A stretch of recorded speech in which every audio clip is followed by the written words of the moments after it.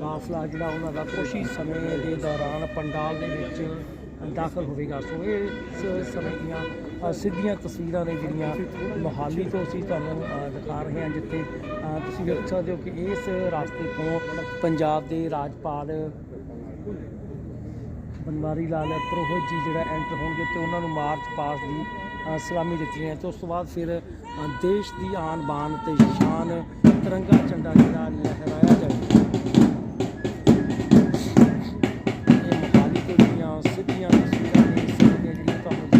साढ़े देश के आज 73वें गणतंत्र दिवस के अवसर पर शहीद मेजर हरविंदरपाल सिंह सरकारी कॉलेज साहिबजादा अजीत सिंह नगर विखे पंजाब सरकार वालों जो राजपति समागम करवाया जा रहा है। पंजाब के मानयोग राज्यपाल श्री बनवारी लाल पुरोहित जी इस समागम में बतौर मुख्य मेहमान हो चुके ने। मानयोग राज्यपाल जी मंच से आके सब तो पहला साडे देश की आन ते शान कौमी झंडा लहराउण की रस्म अदा करनगे, क्योंकि अज के दिन साडे देश नूं पूर्ण अधिकार मिले सन। गणतंत्र दिवस पूरे देश भर में हरविंदरपाल सिंह सरकारी कॉलेज साहिबजादा अजीत सिंह नगर पंजाब के राज्यपाल जी कौमी झंडा लहराउण की रस्म अदा कर रहे हैं। लहरा दिता गया साडे देश का तिरंगा झंडा झूलदा होया।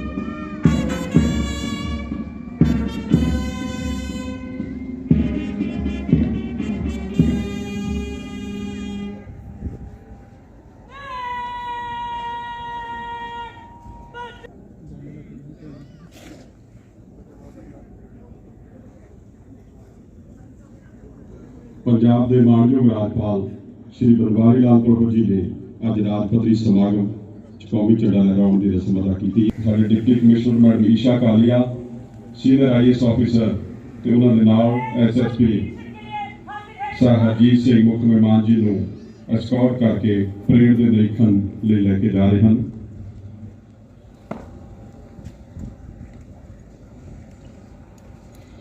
पंजाब के मानयोग राज्यपाल ਅਤੇ UT चंडीगढ़ के प्रशासक श्री बनवारी लाल पुरोहित वो शख्सियत हैं जिन्होंने पिछले 4 दहाकियां तो अपना जीवन बड़े पद्धर के लोगों को समर्पित किया है।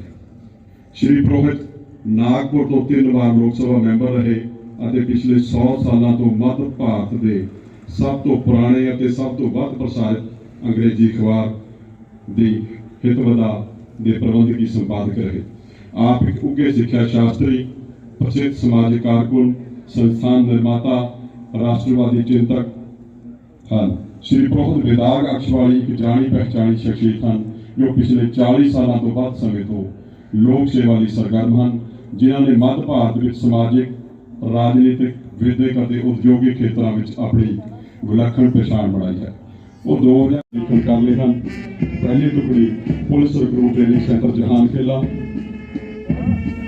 दूसरी टुकड़ी पुलिस रिक्रूट ट्रेनिंग सेंटर जहान खेला, जिस टुकड़ी का निरीक्षण कर रहे हैं अगली टुकड़ी भी पुलिस रिक्रूट ट्रेनिंग सेंटर जहान खेला। जिला पुलिस साहिबजादा अजीत सिंह नगर, अगली टुकड़ी जिला पुलिस साहिबजादा अजीत सिंह नगर की महिला विंग की टुकड़ी,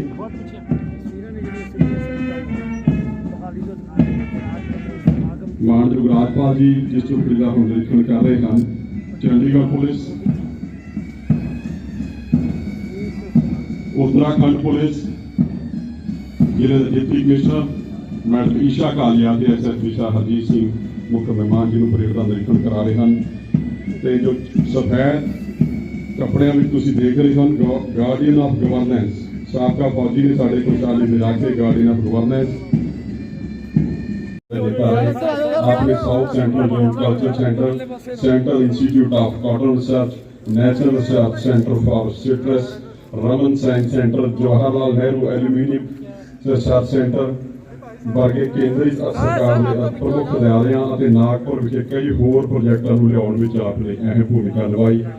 ਰੱਖਿਆ ਮੰਤਰਾਲੇ ਦੀ ਸੰਸਦੀ ਸਲਾਹਕਾਰ ਕਮੇਟੀ ਦੇ ਮੈਂਬਰ ਵਜੋਂ ਸ਼੍ਰੀ ਪ੍ਰੋਹਿਤ ਨੇ ਰਾਸ਼ਟਰੀ ਰੱਖਿਆ ਅਤੇ ਸੁਰੱਖਿਆ ਵਿਸ਼ੇ ਤੇ ਵਿਚਾਰ ਪ੍ਰਕਿਰਿਆ ਵਿੱਚ ਮਹੱਤਵਪੂਰਨ ਯੋਗਦਾਨ ਪਾਇਆ।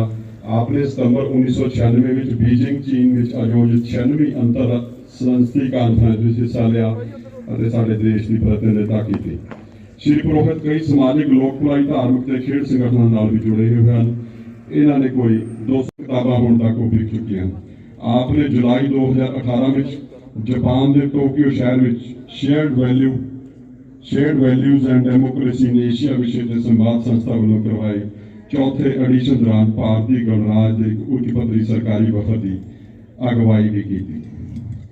मानयोग राजपाल जी परेड का निरीक्षण करने उपरंत इस राजपत्री समागम शहीद मेजर हरविंदरपाल सिंह सरकारी कॉलेज साहिबजादा अजीत सिंह नगर इत्थे मंच से पहुंच चुके हैं।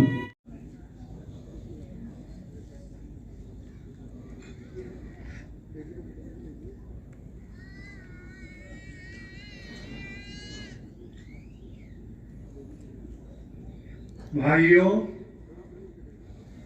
बहनों और प्यारे बच्चों, नमस्कार। भारत के वर्ष 2022 के गणतंत्र दिवस के उपलक्ष्य में पंजाब राज्य के समस्त नागरिकों का अंतःकरण पूर्वक अभिनंदन करते हुए मैं अत्यंत हर्ष का अनुभव कर रहा हूं।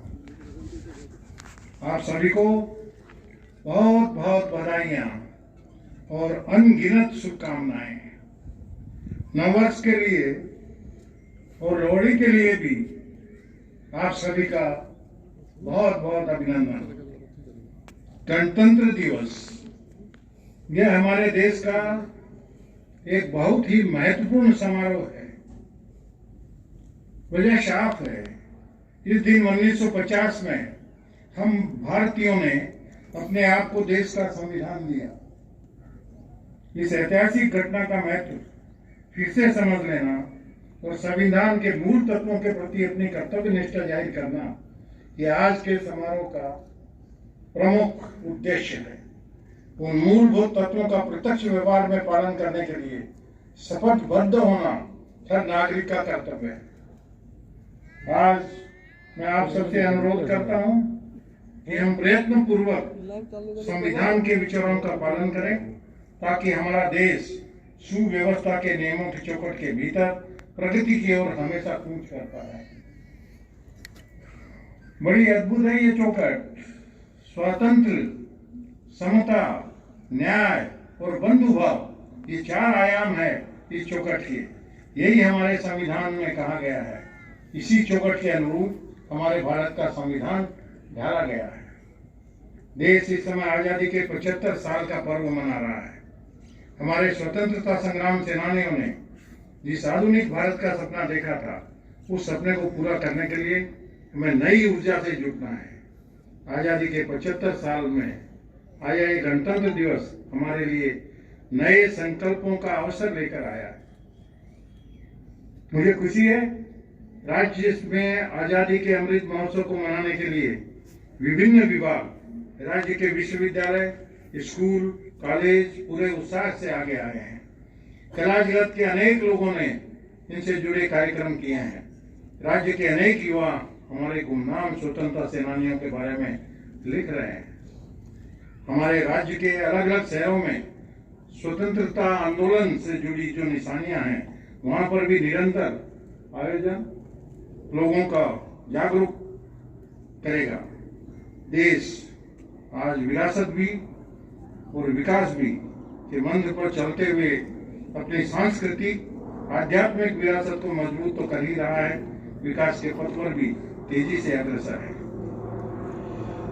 21वीं सदी में देश को नई ऊंचाई पर पहुंचाने के लिए भारत के हम लोगों ने आत्मनिर्भर भारत का संकल्प लिया है। यह संकल्प दूसरे देशों पर देश की निर्भरता कम करने के साथ ही भारत के बढ़ते सामर्थ्य से जुड़ा है। आत्मनिर्भर भारत अभियान देश को एक ग्लोबल मैन्युफैक्चरिंग हब बनाने में मदद करेगा। देश आज लोकल के लिए वोकल होकर अपने स्थानीय उत्पादों को भी बढ़ावा दे रहा है। कोरोना के इस मुश्किल समय में हमें आत्मनिर्भरता का मतलब समझाया है। अगर भारत वैक्सीन के मामले में आत्मनिर्भर नहीं होता तो तराई मच गई होती, लेकिन आज मेड इन इंडिया वैक्सीन की वजह से देश दुनिया का सबसे बड़ा वैक्सीनेशन प्रोग्राम चला रहा है। भारत अब तक वैक्सीन की 160 करोड़ से ज्यादा डोज दे चुका है। दुनिया के बड़े बड़े सामर्थ्यवान देश भी ऐसा नहीं कर पाए हैं। भारत अपने यहाँ किशोरों के वैक्सीनेशन में भी रिकॉर्ड बना रहा है। 3 जनवरी के बाद से 15 से 18 वर्ष की आयु के बीच के किशोरों को अब तक 4 करोड़ से ज्यादा वैक्सीन डोज दी जा चुकी है। यह दूरदर्शी सोच वाले हमारे प्रधानमंत्री श्री नरेंद्र मोदी ही हैं, जिनके द्वारा उठाए गए कदमों व समय पर लिए गए निर्णयों के चलते महामारी के बावजूद राष्ट्र आगे बढ़ पाया और वायरस के संक्रमण को रोकने के प्रयास युद्ध स्तर पर किए गए। आत्मनिर्भर भारत अभियान की मिसाल कायम करते हुए भारत ने न केवल अपने स्वयं की वैक्सीन का निर्माण शुरू किया, बल्कि अन्य देशों को भी इसकी आपूर्ति की। कोरोना के इस समय में देश ने अपने नागरिकों का जीवन बचाने को सर्वोच्च प्राथमिकता दी। कोई गरीब भूखा न रहे, इसके लिए देश में गरीब कल्याण अन्न योजना शुरू की गई। इस योजना का लाभ देश के 80 करोड़ लोगों को मिल रहा है। इस योजना पर 2,60,000 करोड़ रुपए से अधिक खर्च हो चुके हैं। कोरोना संक्रमण को देखते हुए सरकार ने इस योजना को मार्च तक के लिए बढ़ा दिया है। कोरोना के इसी संकट काल में देश ने मूलभूत सुविधाओं को हर गरीब तक पहुंचाने का भी अभियान शुरू किया है।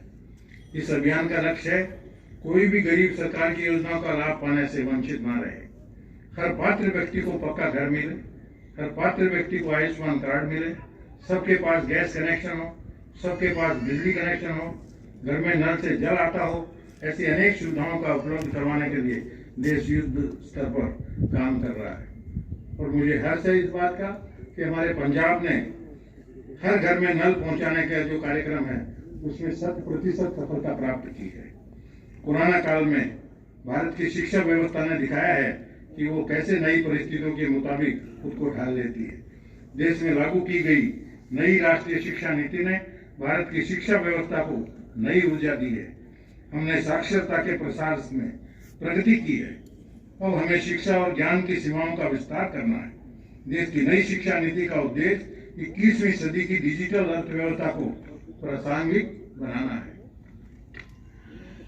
हमारे युवाओं को वैश्वीकृत दुनिया में प्रतिस्पर्धा करने के लिए शिक्षा और कौशल से लैस करने हेतु केंद्र सरकार द्वारा कई कार्यक्रम और पहलकदमियां शुरू की गई है। हर साल 16 जनवरी को राष्ट्रीय स्टार्टअप दिवस के रूप में मनाने का हाल ही में लिया गया फैसला इस बात का प्रमाण है कि युवाओं के सपनों को लोकल नहीं बल्कि ग्लोबल बनाने के लिए भारत सरकार उनके साथ है। कुछ 100 ही स्टार्टअप थे। बीते वर्षों में 60,000 से ज्यादा स्टार्टअप रजिस्टर किए गए। माननीय प्रधानमंत्री नरेंद्र मोदी के रूप में एक ऐसा प्रमुख, दृढ़ और समर्पित नेता मिला है जो कि 1 अरब से अधिक भारतवासियों की आशाओं, उम्मीदवारों का प्रतिनिधित्व करता है।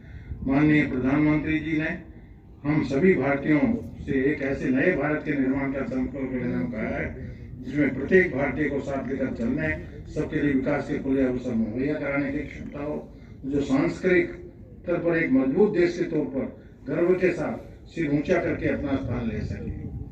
भारत आज तेज गति से आधुनिक इंफ्रास्ट्रक्चर का निर्माण कर रहा है। इंफ्रास्ट्रक्चर के विकास का लाभ गरीब, मध्यम वर्ग, शहर, गांव प्रत्येक व्यक्ति को होता है।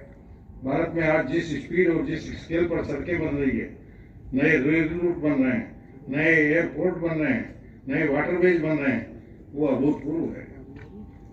2047 में जब देश अपनी आज़ादी के 100 वर्ष मनाएगा, तब वो जिस ऊंचाई पर होगा, वो हमारी आज की मेहनत और हमारे आज के निर्णय तय करेंगे। नए भारत के लिए हो रहे प्रयत्नों के बीच आज समय है हम सभी 2047 के भारत के लिए नए संकल्पों पर काम करना शुरू करें। आज हम जो बुनियाद बनाएंगे, उसी पर 2047 के भारत की भव्य इमारत खड़ी होगी। मित्रों, कितने कितने क्रांतिकारी, कितने कितने राष्ट्र नेता, कितने कितने राजनेता, कितने कितने बहादुर सैनिक, कितने कितने कवि, साहित्यकार, कलाकार, विचारक, वैज्ञानिक खप गए भारत देश को महान बनाने के काम में, और इन सबके प्रयत्नों से आजादी प्राप्त हुई। तो हमारे राष्ट्र नेताओं ने देश को संविधान की शपथ में बांध दिया।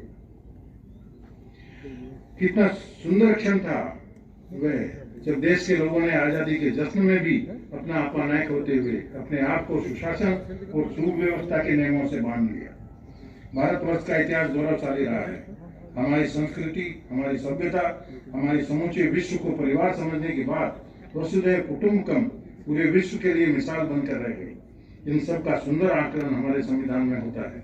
आज के दिन इसी महत्व को उजागर करना बहुत ही अनिवार्य कार्य में पंजाब का योगदान अत्यधिक महत्वपूर्ण है। अनगिनत बार पंजाब को आक्रमणकारियों ने आहत किया। सॉरी,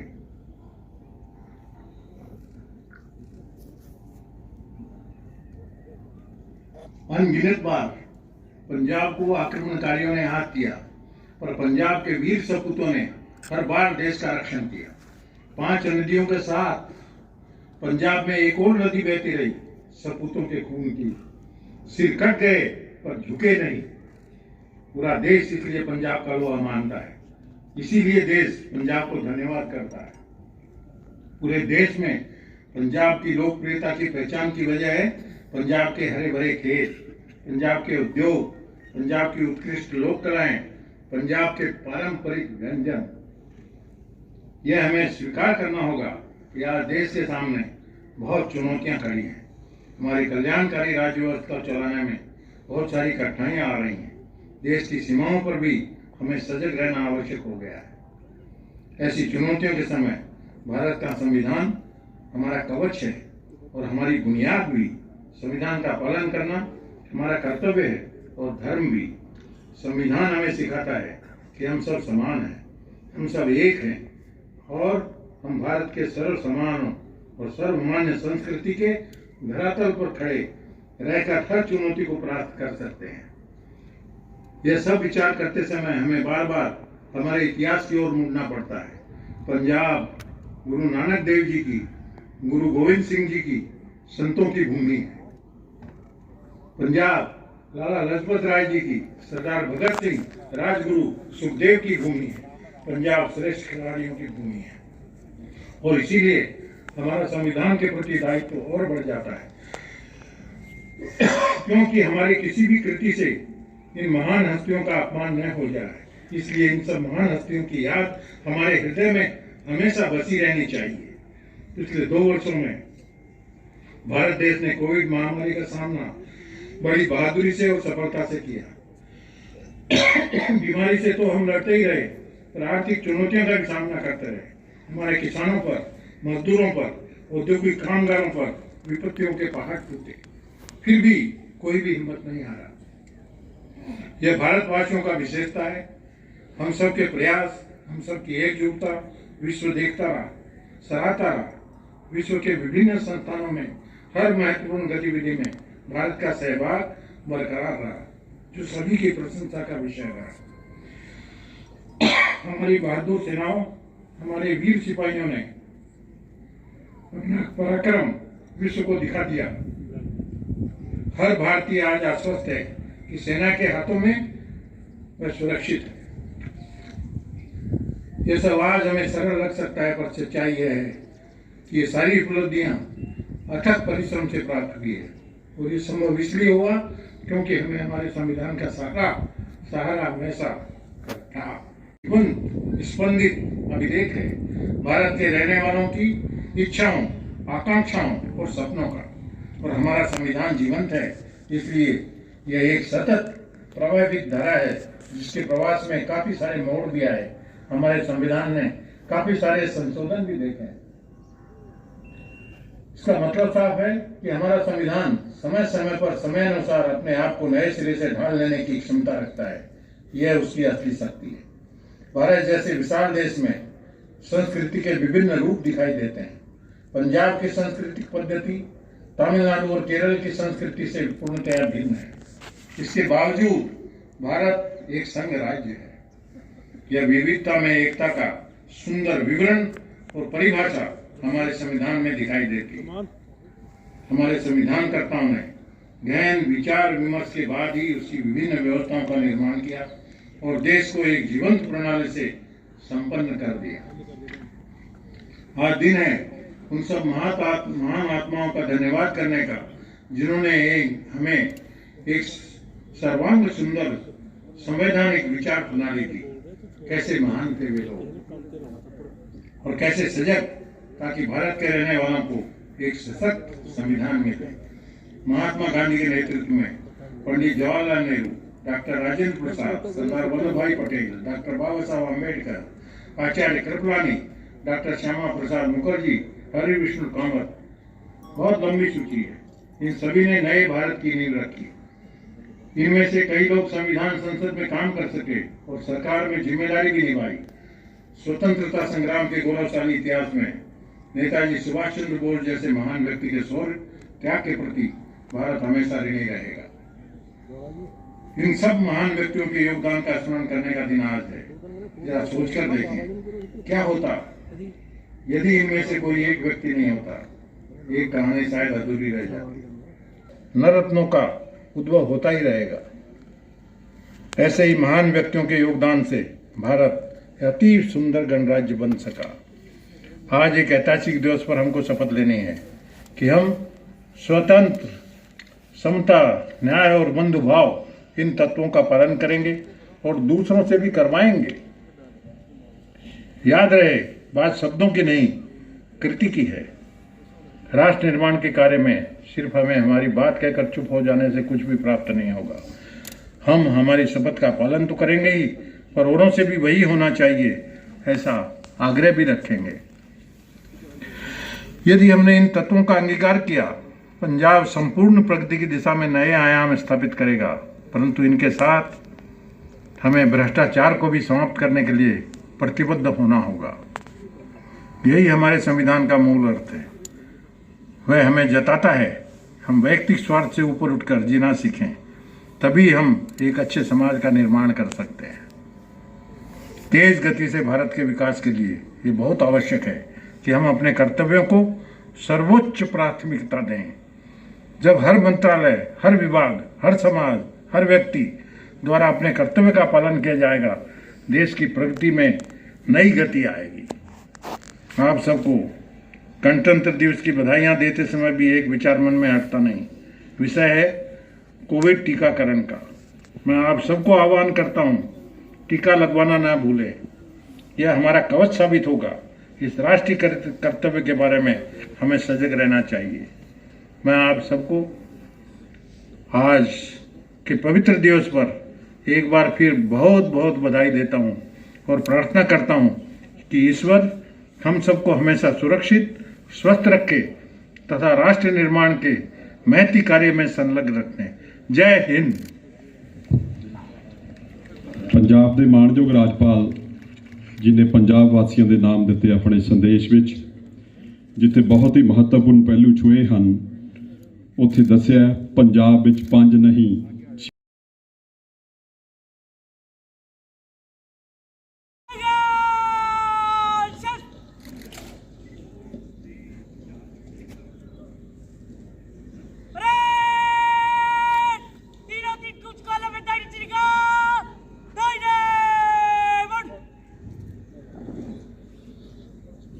साडे देश के 73वें गणतंत्र दिवस के अवसर से शहीद मेजर हरमिंदरपाल सिंह सरकारी कॉलेज साहिबजादा अजीत सिंह नगर के इस विड़े पंजाब सरकार वालों करवाए जा रहे राजपत्री समागम में ਮਾਣਯੋਗ ਰਾਜਪਾਲ ਜੀ ਨੇ ਜਿੱਥੇ ਕੌਮੀ ਝੰਡਾ ਲਹਿਰਾਉਣ ਦੀ ਰਸਮ ਅਦਾ ਕੀਤੀ, ਉੱਥੇ ਹੀ ਉਹਨਾਂ ਨੇ ਪੰਜਾਬ ਵਾਸੀਆਂ ਦੇ ਨਾਮ ਇੱਕ ਬਹੁਤ ਹੀ ਮਹੱਤਵਪੂਰਨ ਸੰਦੇਸ਼ ਦਿੱਤਾ ਹੈ, ਜਿਸ ਵਿੱਚ ਮਾਣਯੋਗ ਰਾਜਪਾਲ ਜੀ ਨੇ ਆਜ਼ਾਦੀ ਦੇਸ਼ ਦੀ ਝੋਲੀ ਵਿੱਚ ਪਾਈ। ਉਹਨਾਂ ਕਿਹਾ ਕਿ ਭਾਰਤ ਦੀ ਮਿੱਟੀ ਵਿੱਚੋਂ ਹਮੇਸ਼ਾ 9 ਰਤਨ ਹਮੇਸ਼ਾ ਜਨਮ ਲੈਂਦੇ ਰਹਿਣਗੇ। ਉਹਨਾਂ ਨੇ ਨਾਗਰਿਕਾਂ ਨੂੰ ਆਪਣੇ ਕਰਤੱਵਾਂ ਦਾ ਪਾਲਣ ਕਰਨ ਦਾ ਸੱਦਾ ਦਿੰਦਿਆਂ ਕੋਵਿਡ ਟੀਕਾਕਰਨ ਵਿੱਚ ਵੀ ਵੱਧ ਚੜ੍ਹ ਕੇ ਹਿੱਸਾ ਪਾਉਣ ਦਾ ਸੱਦਾ ਦਿੱਤਾ। ਹੁਣ ਮਾਰਚ ਪਾਸਟ ਤੋਂ ਮਾਣਯੋਗ ਮੁੱਖ ਮਹਿਮਾਨ ਜੀ ਸਲਾਮੀ ਲੈਣਗੇ।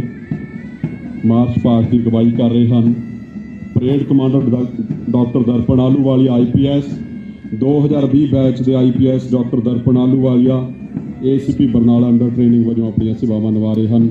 19 ਸਤੰਬਰ 1993 ਸਰਕਾਰੀ ਮੈਡੀਕਲ ਕਾਲਜ ਪਟਿਆਲਾ ਤੋਂ MBBS ਦੀ ਵਿੱਦਿਆ ਹਾਸਲ ਕੀਤੀ ਅਤੇ ਮੈਡੀਕਲ ਖੇਤਰ ਵਿੱਚ ਨਿਭਾਈਆਂ ਸੇਵਾਵਾਂ ਦੌਰਾਨ ਹੈਲਥ ਕੇਅਰ ਤੇ ਔਮਨ ਸੇਫਟੀ ਦੇ ਖੇਤਰ ਵਿੱਚ ਵਿਸ਼ੇਸ਼ ਯੋਗਦਾਨ ਪਾਇਆ। Doctor Darpan Ahluwalia basic course phase 1 ਦੀ ਟ੍ਰੇਨਿੰਗ ਦੇ ਵਿੱਚ IPS ਬੈਚ ਦੇ ਓਵਰਆਲ ਟੌਪਰ ਰਹੇ ਤੇ ਉਹਨਾਂ ਨੇ ਸ਼ਹੀਦ KS ਵਿਆਸ ਟਰਾਫੀ ਵੀ ਜਿੱਤੀ ਤੇ ਸਹਾਇਕ ਪਰੇਡ ਕਮਾਂਡਰ 2020 ਬੈਚ ਦੇ DSP ਮੇਜਰ ਸੁਮੇਰ ਸਿੰਘ 9ਵੀਂ ਬਟਾਲੀਅਨ ਪੈਰਾਸ਼ੂਟ ਰੈਜੀਮੈਂਟ ਆਰਮੀ ਵਿੱਚ 10 ਸਾਲ ਸ਼ਾਨਦਾਰ ਸੇਵਾਵਾਂ ਨਿਭਾ ਕੇ ਆਏ ਹਨ ਤੇ ਰਾਸ਼ਟਰਪਤੀ ਮੈਡਲ ਨਾਲ ਸਨਮਾਨਿਤ ਹਨ। ਪਹਿਲੀ ਟੁਕੜੀ police recruit training centre Jahan Khela platoon commander ASI Raj Kumar ਦੀ ਅਗਵਾਈ ਵਿੱਚ ਕੌਮੀ ਝੰਡੇ ਨੂੰ ਸਲਾਮੀ ਦਿੰਦੇ ਹੋਏ। ਅਗਲੀ ਟੁਕੜੀ ਵੀ police recruit training centre Jahan Khela sub inspector Rajinder Singh platoon commander ਦੀ ਅਗਵਾਈ ਵਿੱਚ ਕੌਮੀ ਝੰਡੇ ਨੂੰ ਸਲਾਮੀ ਦੇ ਕੇ ਅੱਗੇ ਵਧਦੇ ਹੋਏ।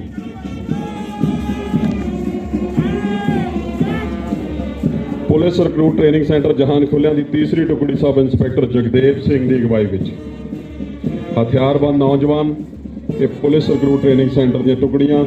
ਅਗਲੀ ਟੁਕੜੀ ਸਾਹਿਬਜ਼ਾਦਾ ਅਜੀਤ ਸਿੰਘ ਨਗਰ ਦੀ ਟੁਕੜੀ ਸਬ ਇੰਸਪੈਕਟਰ ਮਨੀਸ਼ ਕੁਮਾਰ ਉਹਨਾਂ ਦੀ ਅਗਵਾਈ ਵਿੱਚ ਕੌਮੀ ਝੰਡੇ ਨੂੰ ਸਲਾਮੀ ਦਿੰਦੇ ਹੋਏ। ਜ਼ਿਲ੍ਹਾ ਪੁਲਿਸ ਮਹਿਲਾ wing Sahibzada Ajit Singh Nagar sub inspector Uma Devi platoon commander ਦੀ ਅਗਵਾਈ ਵਿੱਚ ਕੌਮੀ ਝੰਡੇ ਨੂੰ ਸਲਾਮੀ ਦਿੰਦੇ ਹੋਏ। Chandigarh police sub inspector Krishan Chander Chandigarh police.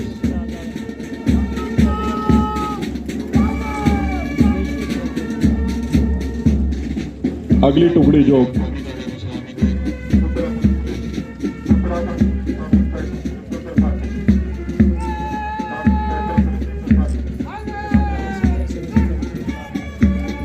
Garden of governance को छाननी में रखे साबका फौजी कैप्टन सेवा मुक्त दर्शन सिंह जी भाई देश के सरहदां ते लंबा समा राखी करने वाले गार्डन ऑफ गवर्नेंस एक्स-सर्विसमैन साडे जमीनी फौज का भविष्य NCC आर्मी में सरकारी कालेज मोहाली अंडर अफसर जसवीर कौर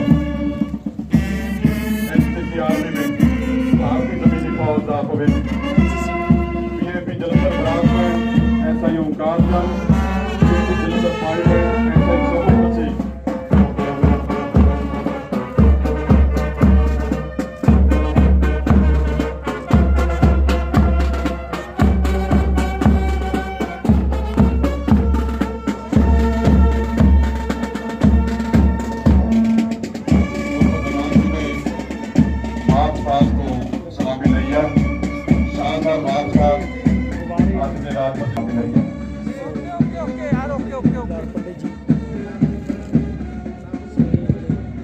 ਮਾਣਯੋਗ ਰਾਜਪਾਲ ਜੀ ਨੇ ਇੱਕ ਰੰਗ ਬਰੰਗੇ ਗੁਬਾਰਿਆਂ ਦਾ ਗੁਲਦਸਤਾ ਹਵਾ ਵਿੱਚ ਇਸ ਪਵਿੱਤਰ ਦਿਹਾੜੇ ਤੇ ਛੱਡਿਆ।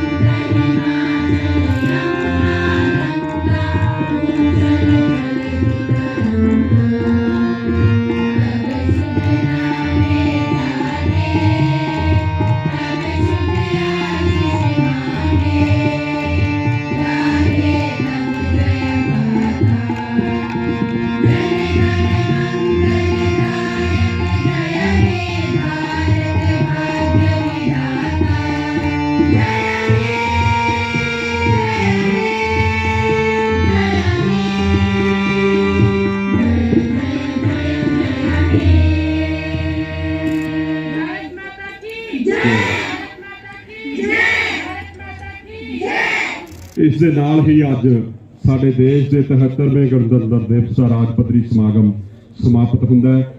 ਅਸੀਂ ਇੱਕ ਵਾਰ ਫਿਰ ਪੰਜਾਬ ਸਰਕਾਰ ਦੀ ਤਰਫੋਂ ਮਾਣਯੋਗ ਰਾਜਪਾਲ ਜੀ ਤੇ ਹੋਰ ਜਿੰਨੀਆਂ ਵੀ ਸ਼ਖਸੀਅਤਾਂ ਆਈਆਂ ਉਹਨਾਂ ਦਾ ਧੰਨਵਾਦ ਕਰਦੇ ਹਾਂ।